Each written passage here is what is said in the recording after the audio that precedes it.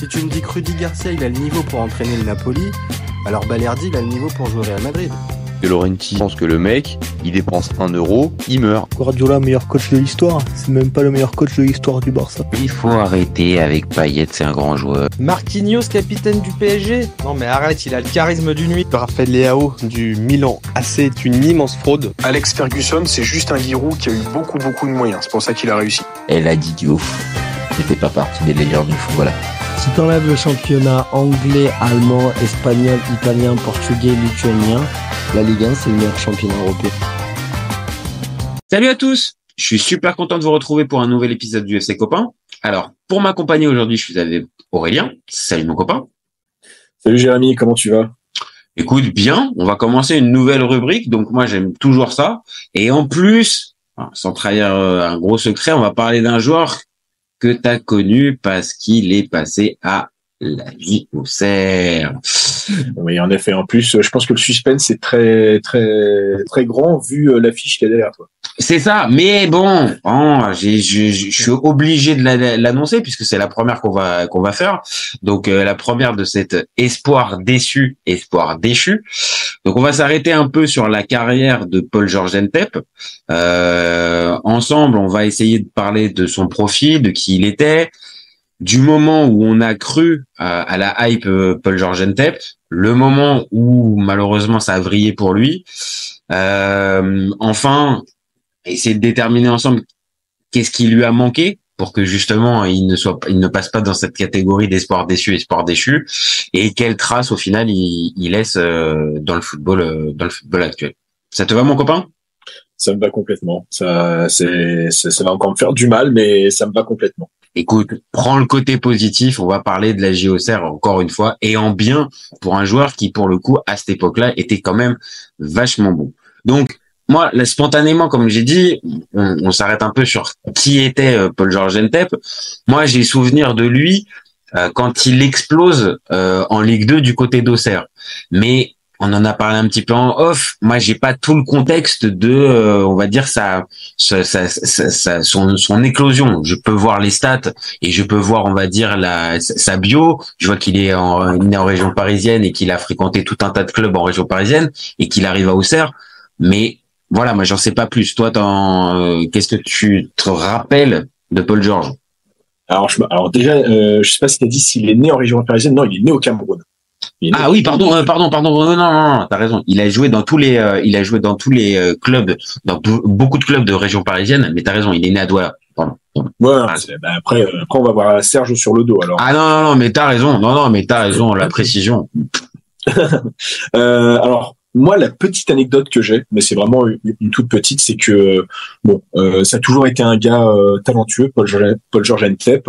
Moi, dans mon petit club de foot dans Paris, j'ai côtoyé un gars qui venait de Brétigny, mais qui avait à peu près le même âge que moi, donc c'était pas un gars super fort, mais en tout cas qui était à Brétigny au moment où Paul-Georges Ntep y était. Et oui, il est vu comme un crack, comme une pépite. Et le voir, on va dire, il était couvé et on savait qu'on tenait au moins un joueur professionnel, enfin que Brétigny tenait au moins un joueur professionnel dans ses licenciés. C'est pas le seul, parce que il faut le rappeler quand même que en fait la JOCR et Brétigny, ils ont un partenariat ensemble. D'accord. C'est ce qui fait que d'autres joueurs comme un champion d'Afrique actuellement est passé, du nom de Sébastien Haller, c'est ça? Par exemple. Est passé aussi par Brétigny. Mais lui, en plus, il est vraiment de région parisienne. Il est né à Ris-Orangis. Enfin, bref, ça c'est. Il a joué d'ailleurs en plus Paul-Georges Ntep aussi à Ris-Orangis. Il a commencé, je crois même que c'est son premier, club. On va dire recensé, parce que quand tu vas sur sa fiche, c'est son premier club.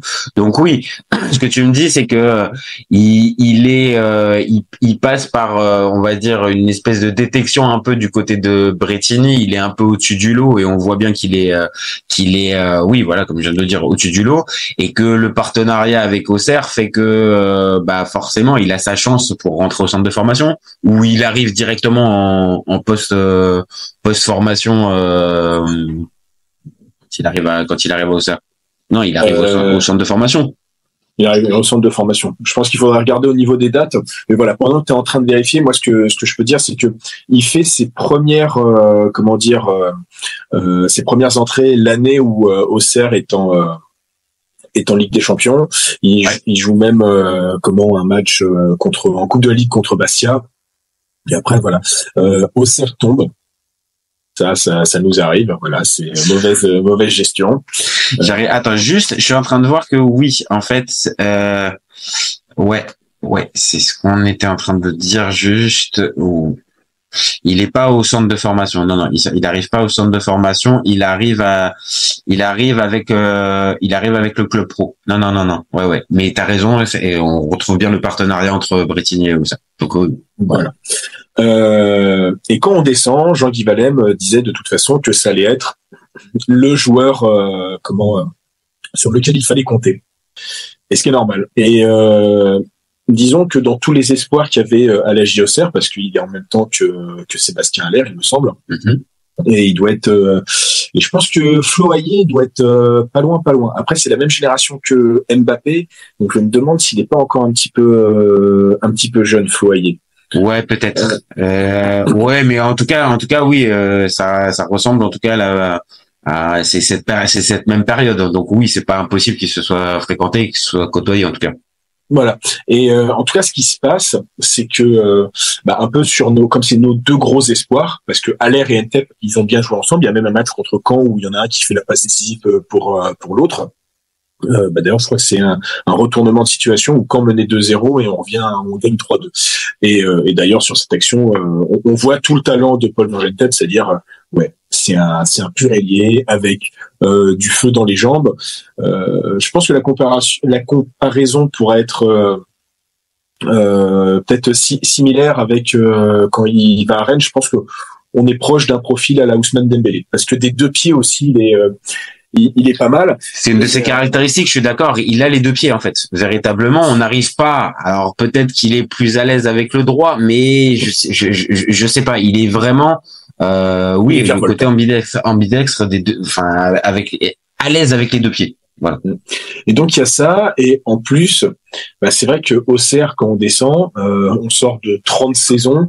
Et, derrière, on a envie de remonter, et on s'appelle l'association de la jeunesse auxerroise, et forcément on met beaucoup de pression sur ces jeunes de notre centre de formation, qui a quand même vu des gars plutôt talentueux, quoi.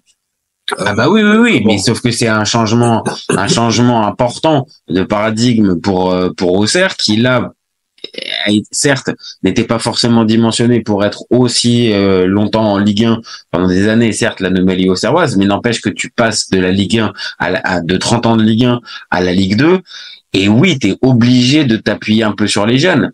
Et est-ce qu'à ce moment-là, un Ntep avec son CV et ce qu'il pouvait apporter, est-ce que en Ligue 1 on lui aurait donné autant confiance? Tu vois, c'est plus là c'est ça aussi. Peut-être que si on était resté en Ligue 1, il aurait fait un prêt en Ligue 2, où au lieu de jouer quasiment pour sa première saison, il joue plus d'une trentaine de matchs, si je me trompe pas. À la première saison en Ligue 2 il fait 34 matchs. Donc, et peut-être qu'en Ligue 1, il en aurait fait soit une vingtaine, peut-être même une trentaine, mais jamais complètement titulaire. Alors que là, c'est ça. Alors que là, il a une exposition à ce moment-là de sa carrière qui est, alors ok, certes c'est de la Ligue 2, mais comme tu viens de le dire, c'est un club qui est ambitieux, donc qui va vouloir remonter assez rapidement, qui va jouer les premiers rôles, et on vient de le dire, vu que tu vas te délester de tout un tas de gros contrats type Ligue 1, forcément les jeunes poussent, forcément vont avoir une place à ce moment-là, et l'ami Paul Georges il passe dessus. Et première saison, on va dire titulaire, voilà, comme on vient de le dire, 34 matchs, 8 buts, 4 passes décisives. Bon, on est quasiment déjà dépendant de Ntep. Et on fait une saison moyenne. Oui, parce qu'il n'y a pas la montée au bout, mais en soi, lui, il fait partie des je sais pas si c'est des rares, parce qu'il faudrait se repencher pour voir, mais ça fait partie en tout cas des satisfactions de la saison. Oui. Encore une fois, 34 matchs, 8 buts, 4 passes décisives, pour un club comme Auxerre qui redescendait, Bon, Je voilà. trouve que c'est une bonne saison, surtout pour un gars qui a été, c'est sa première saison titulaire quoi. Il a 18 piges. Oui, c'est ça. Il est très jeune, donc c'est encore une fois, c'est cette fameuse exposition qu'il n'aurait peut-être pas eu en Ligue 1 qui le met sous les feux des projecteurs et il saisit l'opportunité. Mais c'est non seulement la première saison qu'il fait, mais c'est derrière. Moi, là, je l'ai déjà dit depuis le début de ce débat. Moi, c'est à ce moment-là, véritablement, que je le découvre. C'est sur ce début de saison en Ligue 2. Il partira au mercato au mercato d'hiver. Mais sur ce début de saison où là, il semble non plus juste rayonnant. Il semble véritablement au-dessus. Et là, il faut qu'il passe au stade supérieur. Ouais, parce qu'il était vraiment prodigieux et en fait c'est là où la comparaison avec Sébastien Haller elle est aussi révélatrice, c'est que lui, alors certes, on le voit bien avec son profil, tout ne passe pas. C'est une grande ligue, il était un peu plus maladroit à l'époque, mais toujours est-il qu'il est même pris en grippe par une partie des supporters parce que lui n'arrive pas à marquer. Comme alors que Paul George y arrive alors qu'il est lié, donc lui arrive à subir la pression. En plus, il me semble que c'est à la fin de sa première saison aussi qu'il commence à avoir ses premières sélections en équipe de France Espoir. C'est ça. Et moi je me souviens, c'est vrai que j'en parlais, je disais Ntep, c'est le futur de l'équipe de France, vous voyez. Et alors il y avait le côté supporter, mais je le disais en y croyant franchement en plus. C'est-à-dire que à ce moment-là, je pense que c'est t'as raison. Je vais tempérer en disant que c'est un peu prématuré, mais là où je peux comprendre ce que tu veux dire, c'est-à-dire que tu sens bien que le gars a un niveau qui est, voilà, on vient de dire, largement au-dessus de la Ligue 2, donc là il faut qu'il passe au niveau supérieur, et dans ce niveau supérieur, il te met le doute à savoir si, peut-être son fameux prime, on est peut-être au début d'une très très grosse histoire. Et les parallèles que tu fais avec Dembélé, ça peut ressembler un peu à ça, c'est-à-dire un joueur qui est spectaculaire, dribbleur, un petit peu provocateur en plus, à la différence d'un Dembélé. Bon, forcément, ce joueur-là, il attire l'œil en fait. Donc là, Auxerre, à ce moment-là, voilà, sur sa deuxième partie, sur la première partie de saison avant qu'il parte, c'est 17 matchs, 7 buts, 4 passes décisives. Donc bon. Et de toute façon, tu vois, c'est une saison galère. On termine à la 16e place, je crois. Enfin, parce que difficile de passer quand tu perds ton joueur majeur en cours de saison. On était déjà pas bien. En vrai, on était déjà pas bien.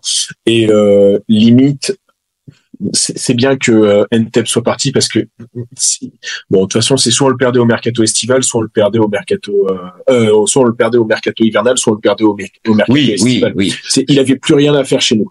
Parce qu'à la limite, si Auxerre rejouait les premiers rôles et aurait pu remonter, bon, c'est ce fameux truc que tu peux avoir. Est-ce que je peux arriver à garder mon joueur phare qui m'a fait monter? Mais là, pour le coup, si c'est projet Ligue 2, tu sais très bien que c'est, voilà, une histoire de soit 6 mois, donc soit janvier, soit juin. C'était évident. C'est ça. Et en fait, il marque avec Auxerre, il marque avec les espoirs, et quand il va à Rennes, il va marquer. Et c'est ça qui est fou. Le mec est en Ligue 2, il passe en Ligue 1, il met un peu de temps d'adaptation, il commence à se blesser un petit peu avec les rassemblements. Je regarde l'affiche, tu vois, sa première à partir du moment où il arrive à Rennes, il a 3 matchs où il marque pas, et au 4e match il joue contre Rennes, l'espèce de derby Rennes-Nantes, et il marque. Et à partir de ce moment-là, ça commence à s'enchaîner. Il se blesse, t'as raison, il se blesse aux adducteurs.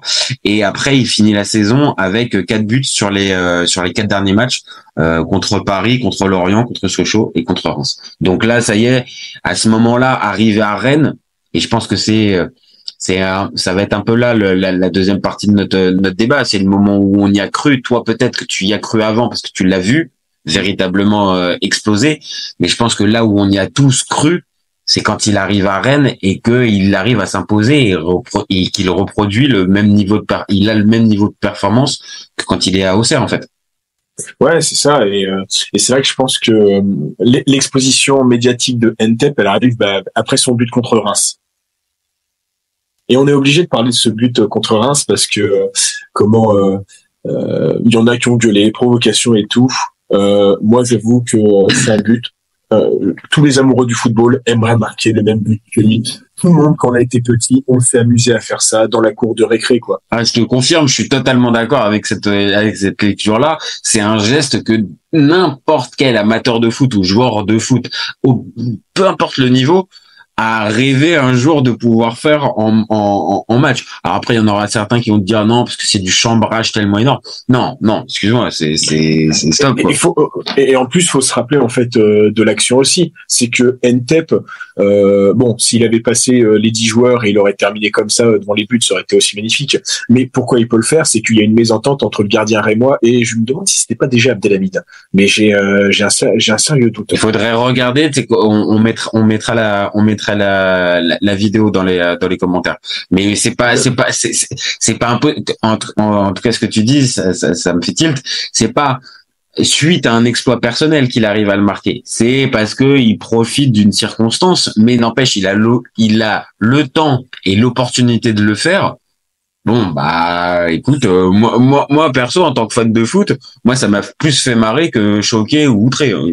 Ah bah, et moi, forcément, j'étais fan. J'étais fan parce que ça a renforcé la légende. C'était un petit gars d'Auxerre en plus, tu vois. En plus, il continue à faire ça. Ça, c'est mon Paul Georges, quoi. Et, donc voilà, non, c'est vraiment le moment où j'y crois. Et même on va continuer à y croire. Même la saison d'après, la saison d'après, parce que là, on vient de le dire, c'est donc 10 matchs, 5 buts. Il vient d'arriver à Rennes. Et saison d'après, donc saison pleine, 35 matchs, 9 buts, 7 passes décisives.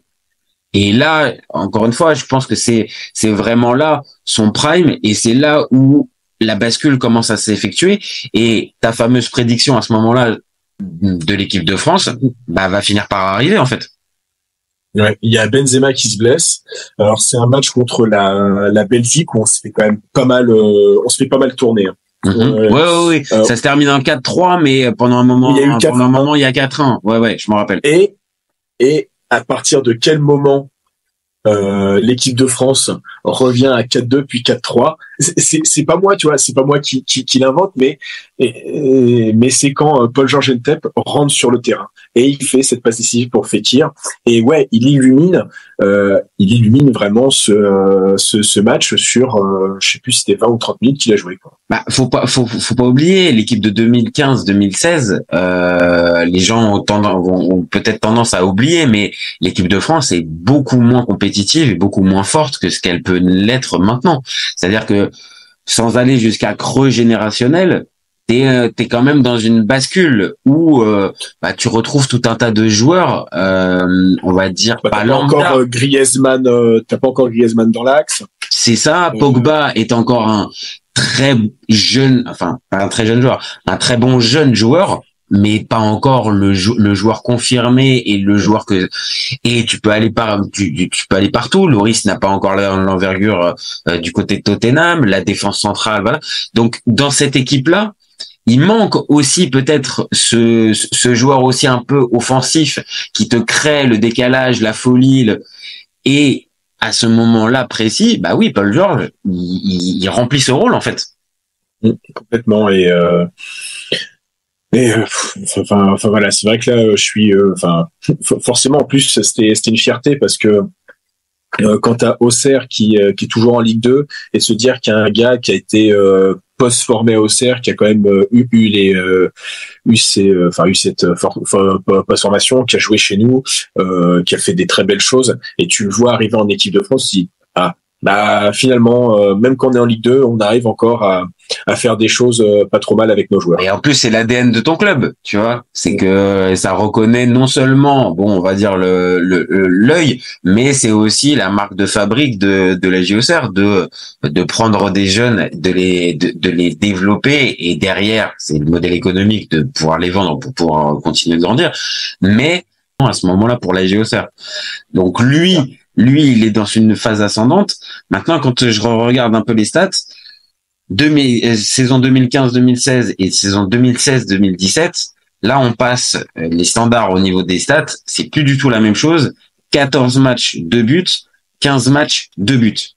Donc là, on a quand même des blessures, on a un Paul-Georges Ntep qui est beaucoup moins important dans son équipe et qui logiquement perd sa place en équipe de France.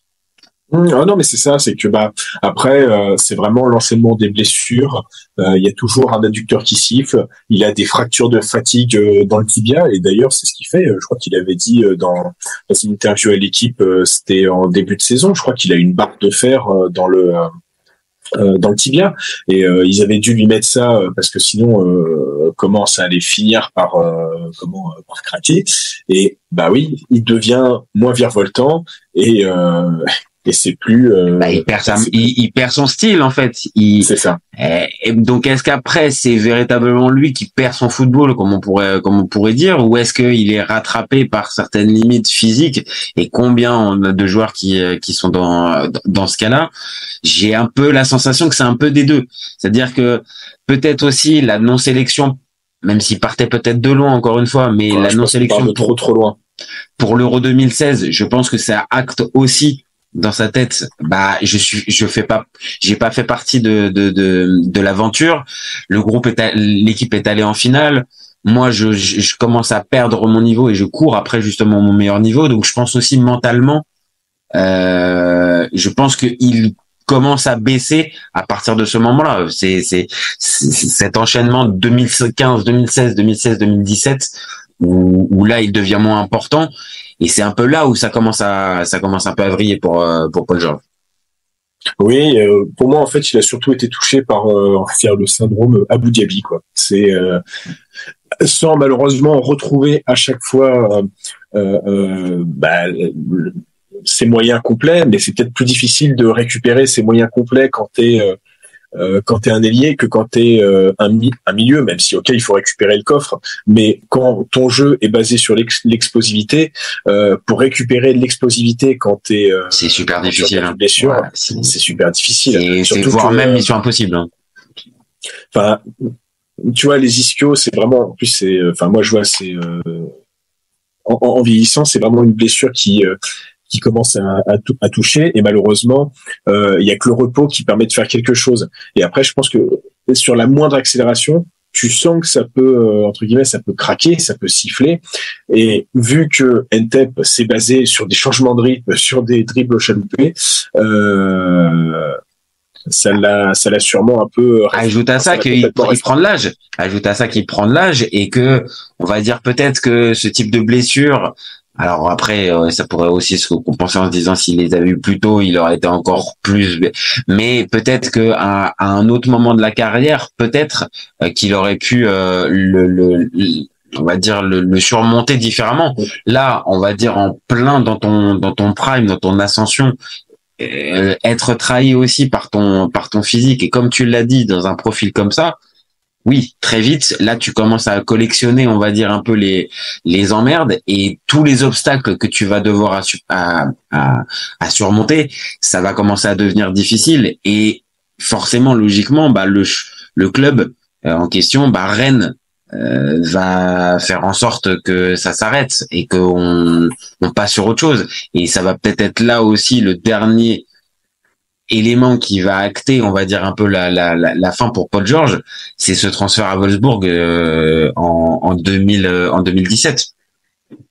Ouais, après Wolfsburg, c'est moi je trouve que c'est jamais une mauvaise idée. Pourtant, quand tu vois comment ils avaient géré leur titre de 2013, c'était quand même cataclysmique quoi. 2013 Non, c'est avant. 2007 Ouais, c'est ça. Oui, ouais. j'étais plus jeune pour Non, parce qu'en plus, il chope Kallenberg, donc c'est impossible. Oui. Non, Kallenberg 2013, non, là, ça me parle pas. Non, ça. Non. À moins que ça soit Evian Tonon Gaillard, mais même pas. Oui, c'est vrai qu'il a fait une pige à Evian Tonon Gaillard. Non, mais oui, peut-être que ce que tu allais dire, c'est le choix de Wolfsburg était en soi pas un mauvais choix parce que c'est Bundesliga et ça reste un club, même si c'est pas un club historique très très haut, ça reste un club compétitif et qui joue généralement le premier tiers du tableau. Donc c'est pas un bourbier. C'est ça que globalement. Exactement. Je trouve que ça peut être en effet un bon moyen de se relancer en dehors de ton pays avec un peu moins de pression. Et quand tu vois que certains joueurs qui jouent à Wolfsburg, Hambourg, après arriver à choper des top clubs, il s'est peut-être dit pourquoi pas. Ah bah il peut, on va dire ces 10 dernières années, il y a eu énormément de joueurs, soit qui étaient, on va dire, bordurés en Ligue 1 et qui se sont complètement relancés en Bundesliga, ou d'autres qui avaient déjà un certain niveau et qui ont passé un autre palier en passant de Bundesliga. Je pense à Thuram, je pense à Plea, enfin il y en a vraiment beaucoup ces dernières années. Ça croît actuellement. Voilà, c'est ça. Donc après, ça marche pas forcément pour tous. Et là, pour le coup, ça va être le cas. C'est-à-dire que je vois encore les stats. Première saison, donc il arrive aussi pareil au mercato d'hiver. 10 matchs, 0 but. Et deuxième saison, il ne fait que 5 matchs. Et après, il est prêté. Et après, il va commencer à enchaîner une longue liste de prêts. Saint-Étienne, Kayserispor. Bon, là, on l'a perdu. À mes yeux, en tout cas, on est en train de le perdre. Et il y a ce changement de nationalité sportive. Et c'est ce que j'allais te dire, c'est que pour clôturer, on va dire, cette période super trouble pour lui, il décide assez logiquement de faire une croix sur l'équipe de France. Là maintenant le retard est trop énorme et donc il se rappelle à sa sélection d'origine, puisqu'encore une fois on le rappelle, il est né à Douala. Mais est-ce que là pareil on n'est pas dans un vrai choix par défaut? J'ai la sensation que si, quand même. C'est un choix par défaut et la preuve qui réussira pas à faire mieux, c'est qu'il a que 4 sélections pour un but. C'est pas Ah bah non, et puis il y a même pas de CAN disputée, il y a même pas il y a rien, tu vois, c'est vraiment dommage. C'est-à-dire la carrière de Paul-Georges Ntep, on en a parlé en club, il y a des souvenirs qui sont laissés du côté d'Auxerre, du côté de Rennes, mais par contre en sélection, oui, il y a ce frisson côté équipe de France, mais derrière ça, ça a fait pchit et équipe de nationale du Cameroun, pareil. Bon, ça a été faute totale. Donc assez décevant quand même, mine de rien, sur ce côté-là, Paul Georges. Ah bah oui, de toute façon, sinon s'il avait réussi, il serait pas dans cette chronique. Hein. Non, ok, c'est vrai. tu marques un point. Donc voilà, on va être d'accord. C'est à cette période-là qu'on perd notre ami Paul Georges. Si là on se pose la question de se dire, il lui a manqué quoi? Est-ce que c'est le physique? Qui, comme on l'a dit tout à l'heure, qu'il l'a lâché, et donc c'est à cause du physique qu'il n'a pas réussi à transformer les espoirs qu'on plaçait en lui. Est-ce que c'est les choix de club?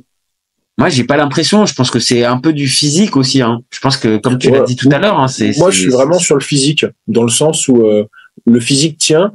Il continue à faire ses saisons à Rennes et après on sait pas. Et au lieu de partir à Wolfsburg, peut-être qu'il part à Dortmund, peut-être qu'il nous fait une Ousmane Dembélé. En fait, c'est ça. C'est vrai que j'y avais pas forcément réfléchi au début quand on avait évoqué Paul Georges. Mais c'est vrai que je trouve que le comparatif avec Ousmane Dembélé, il s'impose presque naturellement. Et d'ailleurs, je pense que le joueur qui doit profiter du fait que Ntep commence à baisser le pavillon, ça doit être Ousmane Dembélé. Ouais, non, c'est pas, ça correspond parce que Dembélé, entre le début à Rennes, après la période Dortmund, Barça, puis ça doit correspondre, hein. Ça doit correspondre. On est dans une espèce de continuité. Et c'est vrai, dans le profil, imagine, après, j'ai envie de te dire, Dembélé a eu aussi une fragilité physique, il a réussi à se remettre. Oui. Bah, peut-être. Encore une fois, c'est la limite. C'est encore une fois la limite de. Il aurait de peut-être dû Paul George. signer au PSG. Voilà. Peut-être aurait peut-être dû signer au PSG pour être un peu plus réparé. Ouais, mais alors pour le coup, là, c'était un vrai pari. Après, forcément, moi, je me rappelle de tout un tas de potes qui à cette époque-là, des fans du PSG, qui, on l'a dit, saison 2015-2016. Quand il est très très chaud du côté de Rennes, qui voulait avoir un Paul George en tête dans leur effectif. Hein. Oh bah il était comment Il aurait pu hein. Pour moi il aurait pu hein. Le mec il commence à avoir ses premières sélections à 20 ans, en plus sur des postes où on est plus ou moins dans l'après dans l'après Ribéry. Non, parce que on est déjà en 2015-2016 enfin et Ribéry c'est 2014, mais on n'a pas vraiment des ailiers attitrés. Non, t'en as pas. Véritablement. Non, et quand je pense parfois il y avait Martial, mais Martial en bleu, ça n'a jamais été non plus une grande satisfaction. Et en plus, il a été généralement plus aligné comme avant-centre que sur les côtés. Donc ouais, il y avait encore une fois une carte. Il y avait Coman qui se baissait tout le temps. Ouais, ok, ça n'a pas changé. Ça n'a pas changé depuis. C'est ça. Et à la rigueur, peut-être qu'il y a Thauvin qui allait commencer à pointer le bout de son nez, et je pense que Thauvin n'aurait peut-être pas connu l'équipe de France avec Ntep. Ah bah si Ntep continue sur sa lancée, après, encore une fois c'est de la projection, mais c'est de la fiction même. Mais évidemment que sur le talent pur, et pourtant Dieu sait que en tant que supporter marseillais, je défends Flo Thauvin, mais je pense que sur le talent pur, Paul George Ntep en a plus sous la semelle. Maintenant, on le sait, c'est aussi entre guillemets le charme du foot et les désavantages, c'est que c'est pas forcément le plus technique ou le plus doué sur le papier qui fait la meilleure carrière. Une carrière, c'est soumis à tellement d'impondérables et d'événements que voilà, malheureusement pour Paul George, le talent n'a pas suffi en fait. C'est un peu ça le problème. Ouais, voilà, le physique a décidé de lâcher et un peu, comme disait Gaël Clichy, je crois que c'est dans Accord ou libre. Si Abou Dhabi avait été à 100% physiquement, il y a quelques joueurs qui auraient jamais connu l'équipe de France. Ouais, non, j'aime beaucoup cette phase et je suis assez d'accord avec lui. Hein. Mais après en fait c'est vrai souvent, c'est-à-dire que avec cette charnière Umtiti Varane qui peut tenir dans mes rêves les plus fous 10 ans. Même si je sais que j'exagère. Non, mais je suis assez d'accord avec toi. À ce moment-là, on pense tous que c'est le duo gagnant, un peu le De Sailly blanc, le Gallas Thuram de 2006. Enfin voilà, le duo, on l'a. Et en plus, ils sont jeunes et ils ont tout pour rester. Voilà, sauf que Umtiti, il a sacrifié son genou pour la patrie. Donc pour moi, il devrait en plus de la Légion d'honneur, il devrait être au grade le plus haut de la Légion d'honneur. Mais ça, c'est mon avis très personnel, forcément, parce que c'est mon avis. Donc, il y a 2-3 personnes qui sont du côté belge, je sais pas s'ils partageront. Mais bon, après, sur la question de la Légion d'honneur, est-ce qu'un Belge a à se prononcer? Je sais pas. Pas sur la Légion d'honneur française, en tout cas. Voilà, je suis d'accord. Mais je pense que une Légion d'honneur plus haut gradée pour un Samuel Umtiti ne ferait que entretenir ce fameux légendaire sub. Bon, bref. C'est vrai qu'on peut friser l'incident diplomatique. Un peu légèrement, mais on sait jamais, tu vois. On sait jamais. C'est pour éviter un peu de froisser certains esprits. Mais oui, je suis d'accord avec toi. Encore une fois, normalement à cette époque-là, on se dit que ça va être la charnière de rêve, enfin la charnière idéale. Et puis oui, je pense que et 4 ans plus tard, t'as quasiment l'avènement de Konaté ou Pamecano parce que Varane, il est aussi en mousse, quoi. C'est ça. Et puis Umtiti, tu viens de le dire, il a sacrifié le genou, donc forcément tu l'as plus. Et c'est vrai que voilà, peut-être que Ntep, dans tout ce qu'on a pu dire, c'est peut-être aussi un wagon en fait qu'il a pas su prendre, parce que si cette fameuse saison 2015-2016, c'est une saison pleine pour lui, qu'il est en pleine bourre. Ok, il y a des joueurs émergents, on l'a dit tout à l'heure, mais il y a des chances pour que il fasse partie de cette belle génération qui va jusqu'en finale. Et qui sait, encore une fois, derrière, c'est peut-être pas, comme tu l'as dit tout à l'heure, peut-être pas Wolfsburg, mais c'est peut-être Dortmund. Et on reprend la trajectoire d'un Dembélé. Donc, ça se joue aussi à pas grand chose pour Paul George quand même. C'est ça, parce que en plus, il y a des choses inhérentes. Par exemple, tu vois que Deschamps, il fait confiance à des joueurs qui sont rentrés dans ce wagon. Donc tu dis que même si après 2016, Ntep se blesse, il aurait toujours eu moyen de revenir si les blessures étaient moins graves. Parce tu as raison, t'as raison. Le côté légitimité de Deschamps et esprit de groupe, on l'a vu avec un Moussa Sissoko qui a été son homme de base. C'est exactement ce que j'allais dire. Voilà, tu vois. Donc forcément, tu te dis que si tu participes à une belle épopée, une belle aventure, forcément Deschamps fait partie de ces coachs qui va s'en souvenir et qui pourra peut-être à un moment donné te rappeler, même si t'es pas au max. Maintenant, le problème, c'est qu'il a pas pu avoir assez d'opportunités pour se rendre indispensable aux yeux de Deschamps. C'est ça. Et donc, maintenant, Paul-Georges Ntep, ça me fait du mal. Voilà. On en arrive à la dernière question, c'est quelle trace il laisse au final? Et c'est, de toute façon, notre débat, il est un peu teinté de ça. Il y a un peu de frustration, il y a des émotions. Ça, c'est aussi, et c'est l'une des raisons aussi pour laquelle on l'a mis dans cette rubrique, c'est qu'à un endroit, on a espéré, on a pensé quelque chose pour lui, on l'a vu peut-être trop beau, peut-être, mais on a vu quelque chose chez lui. Et malheureusement derrière, voilà. Maintenant, quelle trace il laisse au final? Moi, spontanément, je pense, comme tu l'as dit tout à l'heure, son but contre Reims, qui restera dans les mémoires quoi qu'il arrive. C'est ça, Street Never Forget. Ce sera ça. Mais bon, peut-être que les Paul sont susceptibles de nous décevoir, tu vois. Voilà, Paul-Georges Ntep, Paul Pogba, Paul Vinet. Alors là, c'est carrément une attaque, carrément perso, carrément en plein cours d'un débat où en l'occurrence, le destinataire n'est pas là. Alors bon, je pense que ça peut nous faire un bon teasing pour le prochain débat où on va retrouver Paul Vinet avec nous. Mais oui. Hormis cette petite boutade sur Paul, non, il nous laisse un goût, alors je dis pas amer parce qu'encore une fois, il nous a donné des émotions et qu'il est pas complètement passé à côté d'une carrière, tu vois. Il y a quand même des choses, on vient de les passer en revue, il y a matière, mais il y aurait tellement pu avoir plus.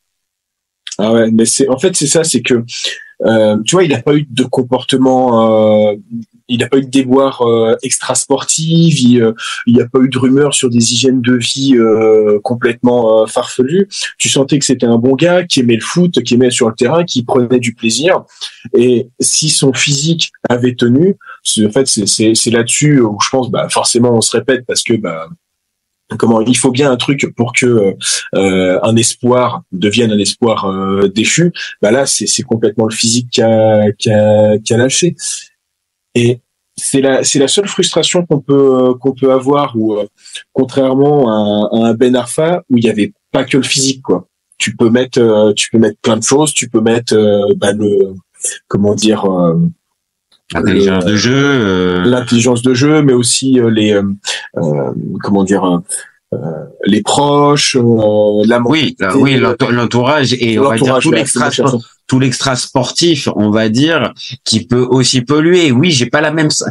Après, encore une fois, dans ces mauvais choix répétés un peu sur la fin, Kayseri Sport, Guingamp et tout ça, est-ce qu'à un endroit, Paul Georges, est-ce qu'il a été aussi bien conseillé aussi, tu vois? Et à la limite, on va lui lancer une invitation, mais s'il avait envie, tu vois, de parler, que ce soit avec nous ou avec n'importe qui, mais justement qu'il puisse nous donner un peu les clés. Pourquoi, en fait, lui à son échelle, il pourrait dire pourquoi ça a pas marché. Et honnêtement, je serais vraiment curieux parce que on a émis plein de pistes, le physique, les mauvaises opportunités, tout ça, mais je sais pas, tu vois, peut-être que lui, il a une autre lecture en fait. Et peut-être que la marche était trop haute. On n'en a pas parlé, mais peut-être que pour lui, la marche était trop haute et que il s'est contenté peut-être de ce qu'il avait déjà réalisé et qu'à ses yeux, c'était déjà peut-être assez. Ah bon, forcément, là, tu parles aux supporters auxerrois. Pour moi, la marche, alors, je l'imagine pas non plus, on va dire, faire une carrière à la Messi, hein, qu'on soit. Oui. On parle pas de Ballon d'Or et tout ça forcément, mais peut-être que lui, à son échelle, avec, comme on l'a dit, la période auxerroise, Rennes, l'équipe de France, une certaine médiatisation, tout ça. Est-ce que peut-être lui, à ce niveau-là, il s'estime déjà super content de la carrière qu'il a fait? Peut-être, tu vois. Peut-être aussi, c'est vrai que t'as joué ton match professionnel, t'as joué pour tes deux pays, parce que mine de rien, c'est bien aussi, même s'il aurait sûrement peut-être aimé collectionner 50 sélections avec l'équipe de France, je pense qu'il y a aussi le fait d'être binational, de jouer pour ces deux pays, il y a un petit côté symbolique qui doit apprécier. Maintenant, c'est vrai que sa carrière, elle s'est un peu éteinte à la manière d'Ibrahima.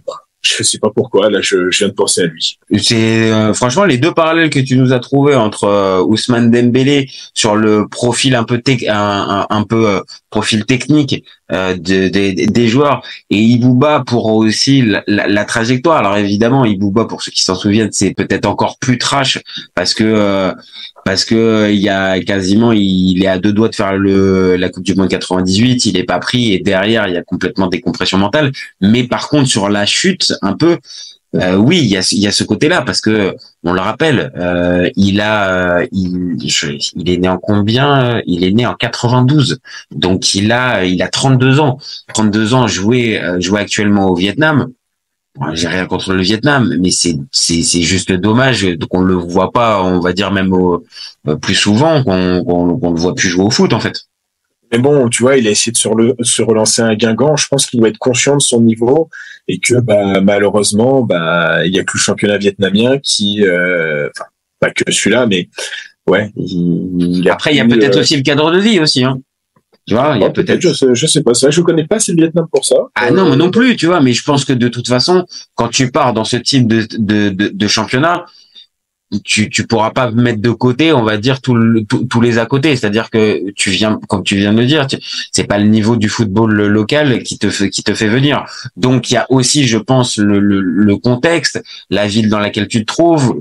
Bon, peut-être qu'il est à la recherche de ça. Maintenant, ça montre juste qu'il est plus à la recherche, en tout cas, de son meilleur niveau et à se relancer. Et comme tu as dit aussi, la dernière expérience en France, on va dire à un niveau assez acceptable, la Ligue 2 Guingamp, ça a pas collé non plus. Donc c'est malheureusement, voilà. Et la trace qu'il laisse, oui, il laisse quand même une trace positive. Moi, comme tu l'as dit, il a pas de casserole véritablement derrière lui. Il a pas de mauvaise hygiène de vie particulière. Il a pas de faits divers, tout ça. Et on va dire les mauvaises relations avec les coachs, c'est plus en Allemagne. Et pour le coup, moi j'ai pas souvenir que ça soit à Rennes ou à Auxerre, c'est pas un mec qui s'embrouille avec les coachs. Donc voilà, donc c'est dommage. Et forcément, c'en est triste. Moi, c'est vraiment le sentiment, tu vois, que j'ai quand je regarde, c'est vraiment une profonde tristesse parce que ouais, il surnage dans notre marasme, il réussit un peu à s'en sortir, et après t'as cette chute de niveau parce que t'as ces blessures qui l'empêchent complètement de s'exprimer, et que maintenant oui, il peut s'éclater en Asie du Sud-Est. Je vois par exemple Sinama Pongo, il a passé quelques années en Thaïlande, il avait l'air de kiffer, ça a dû lui faire du bien parce que mentalement il avait sûrement besoin de ça aussi. Oui, Sinama Pongo, c'était combien il a eu des épisodes dans sa vie qui étaient particulièrement compliqués. Voilà. Et si Paul George il fait 2-3 saisons au Vietnam, il regoute au plaisir du foot, qu'il kiffe, parce que c'est vraiment ça aussi qu'il a fait. Il nous a fait kiffer. Et maintenant, la carrière de footeux, elle est assez courte pour ne pas prendre de plaisir à côté, quoi. Ah non, c'est exactement ça. Donc après, voilà, il nous laisse des émotions positives. Et la trace, oui, on peut se dire qu'il aurait pu faire mieux. Maintenant, à son niveau, il a quand même une carrière qui est respectable. Et à la différence de certains, il n'est pas passé complètement à côté d'une carrière. Il a goûté l'équipe de France. Seul petit regret, peut-être, des matchs de Coupe d'Europe. Alors je dis peut-être pas encore une fois la Ligue des Champions et tout ça, mais en gros le seul match de Ligue des Champions qu'il a pu disputer, c'est avec la J, GIA pour le coup. Mais 3 minutes. Mais c'est ça. Et tout dernier point, tu en as parlé tout à l'heure. C'est incroyable parce qu'ils ont vraiment pas des trajectoires similaires. Au contraire, ça s'est vraiment inversé à chaque fois. Mais quand tu vois un Haller qui a galéré pour pouvoir devenir le joueur qu'il est devenu, en plus avec les galères, lui aussi, le cancer a surmonté, mais qui est champion d'Afrique quelques années après, que tu vois Ntep une année après quasiment. De quoi? Et c'est même une année après quasiment en fait. Entre le cancer des testicules. Exactement. C'est quasiment un an. Donc c'est assez fou. Et quand tu vois la trajectoire d'un Ntep qui, pour le coup, dès le départ, part beaucoup plus vite. À l'arrivée, celui qui est arrivé, on va dire premier sur la ligne d'arrivée, au final c'est peut-être Sébastien Haller, alors que à ce moment-là, même toi en tant que fan auxerrois, t'aurais peut-être jamais misé sur un Sébastien Haller qui à l'arrivée ferait une meilleure carrière que Paul-Georges Ntep. Oh non, complètement. Et en plus, ça partait pas vraiment comme ça. Mais il était super performant en espoir. Il commençait à s'éclater aux Pays-Bas. C'est quand il part aux Pays-Bas, vraiment, parce que comme tu l'as dit tout à l'heure, moi j'ai pas ces souvenirs aussi précis, mais il était pas du tout, on va dire, il était sifflé en Ligue 2. Donc c'est vraiment le fait de partir, ça l'a ouvert, et il l'a même dit à plusieurs reprises. C'est ce qui lui a permis aussi d'élargir son bagage et tout ça. Mais voilà, juste sur les trajectoires, comme on le dit, et je pense qu'on aura l'occasion dans plein de cas différents. Vraiment, la carrière de foot, c'est pas du tout un sprint, c'est une vraie course de fond. Et arriver à 18-19 ans très très haut, très bien. Mais l'important, c'est d'arriver à tenir jusqu'à 34-35. Et c'est pas gagné pour tous. Paul-Georges, il a réussi une partie. Malheureusement, il n'a pas réussi à tenir ses fameux espoirs. Ils sont restés déçus. Et malheureusement déçus. C'est ça. Voilà, mon copain. Écoute, je te remercie. Eh bien, c'est moi qui te remercie. On verra pour quel sujet je reviendrai. Écoute, je veux pas dire, c'est un carton. Le titre de Auxerre, c'est ça que tu veux me dire? Fais-moi une analyse. J'ai envie de te dire juste que dès que tu commences à venir pour parler de Ligue 2 sur la chaîne, c'est des cartons. Donc en ce moment là, c'est des bots qui viennent de Bourgogne, j'en suis sûr. Non. Moi je dis juste que sur la chaîne, on aime bien quand ça parle de Ligue 2. Donc bon, Auxerre est en Ligue 2. C'est une invitation qui est respectable, je pense. Eh ben, on fera, si on a le titre, je t'analyserai la saison auxerroise. Je te ferai mes tops, mes flops. Voilà. Mais une fois, bien évidemment, une fois que le suspense sera passé, parce que sinon, monsieur a peur. C'est ça? Forcément. Regarde, la dernière fois, on en parle, et 5 matchs sans victoire. Et moi, j'étais, au fond de mon trou. J'en pouvais plus, au fond de mon lit. Je pleurais. Comme si le FC Copain avait une incidence sur les résultats de l'AJ Auxerre. Non, mais. Bien sûr. Moi, je suis comme ça. C'est dès que tu l'ouvres, moi, je porte la poisse. Eh ben, écoute, dis-toi que ça sera moi encore une fois qui parlerai dessus. Toi, reste avec ta prudence légendaire concernant Auxerre, et tu nous suis. Mais attends pas la fin de saison, parce qu'encore une fois, il n'y a pas de suspense. L'AJ Auxerre va monter en Ligue 1. Ouais, mais par contre, je maintiens que c'est Saint-Etienne qui va faire la nique. Tu l'avais dit, tu l'avais annoncé dans notre fameux débat Ligue 2. Donc c'est pour ça que je te dis, il faut que tu reviennes pour parler de la Ligue 2 rapidement. Voilà. L'invitation est. On débriefera aussi. Voilà. Oh là là, tu vois, tu me donnes un. Pourquoi on va perdre Gauthier Hein à Spercato dans tout. Mais non, tu vas pas le perdre. T'as réussi à le garder en Ligue 2. Il l'a dit. C'est trop tard. Mais non. Avec une montée, tout est possible. Avec la Ligue 1, McDonald's, tout est possible. Ah putain. Ça c'est sûr, on va venir comme on est. Ah, exactement. Et on ira chez Ronald. Voilà, mon copain. Bon, et ben nous on se retrouve en tout cas très vite pour un nouvel épisode. N'hésitez pas à nous donner vos avis. Dites-nous si pour vous Paul George il mérite d'être dans la catégorie ou si au contraire vous avez été trop déçu ou au contraire vous avez été émerveillé et pour vous c'est déjà le max qu'il ait fait. N'hésitez pas à commenter, liker et partager. Oubliez pas aussi qu'on est dispo en podcast et gardez en tête QFC Copains, on est ouvert toute l'année. Ciao les copains. Ciao. Salut à tous. Si tu lui enlèves la vitesse, Vinicius est un joueur moyen. Mbappé là pour les pépettes et pas forcément pour la compète. Si tu me dis que Rudy Garcia il a le niveau pour entraîner le Napoli, alors Balerdi il a le niveau pour jouer au Real Madrid. Raphaël Leao du Milan AC est une immense fraude. Deschamps est jamais aussi bon que quand il fait du Deschamps, de la rigueur. Le débat qui est le meilleur entre Messi et Maradona, alors qu'on sait tous que le meilleur 10 argentin c'est Riquelme. Après moi je conseille aucun joueur d'aller au PSG déjà de base. C'est Laurent qui pense que le mec, il dépense 1 euro, il meurt. Pour l'euro, il est blessé, je sais pas. T'as pas Griezmann. Et c'est pas si sur un sang. Je suis d'accord. Alex Ferguson, c'est juste un Giroud qui a eu beaucoup de moyens. C'est pour ça qu'il a réussi. C'est quand même pas de ma faute si je préfère Ronaldinho à Zidane. Marquinhos, capitaine du PSG. Non mais arrête, il a le charisme d'une nuit. Gros problème avec ce joueur, je le déteste. Avec un joueur comme Nainggolan, la Belgique sortait la France en 2018. Et là, Didio, il fait pas partie des meilleurs du football. À son prime, je te confirme que Hatem Ben Arfa n'a rien à envier à Lionel Messi. Entre un choc de Ligue 1 et un choc de MLS, je regarde la MLS. Je trouve que la feinte est grillée quand même, tu vois. J'ai pas peur de dire que Bouna Sarr, à son prime, il avait 4 cafous dans chaque orteil. Guardiola, meilleur coach de l'histoire, c'est même pas le meilleur coach de l'histoire du Barça. Mais il faut arrêter avec Payet, c'est un grand joueur. Si t'enlèves le championnat anglais, allemand, espagnol, italien, portugais, lituanien, la Ligue 1 c'est le meilleur championnat européen. Heureusement, il y en a un avec un style différent, Diego Simeone. Cet été, il y avait encore des mecs pour dire que Mourinho c'était l'entraîneur parfait pour le PSG. D'un moment, faut arrêter d'avoir un temps de retard. Merci pour les travaux, Kylian. Maintenant, tu peux aller au Real. Pour moi, Giroud est un meilleur neuf que Benzema. Pour moi, Neymar, je suis désolé, mais c'est vraiment le meilleur joueur du monde de poker. Totti, pour moi, c'est un meilleur joueur qu'Alessandro Del Piero. En 2023, j'ai plus confiance en Franck Hez que Max Allegri.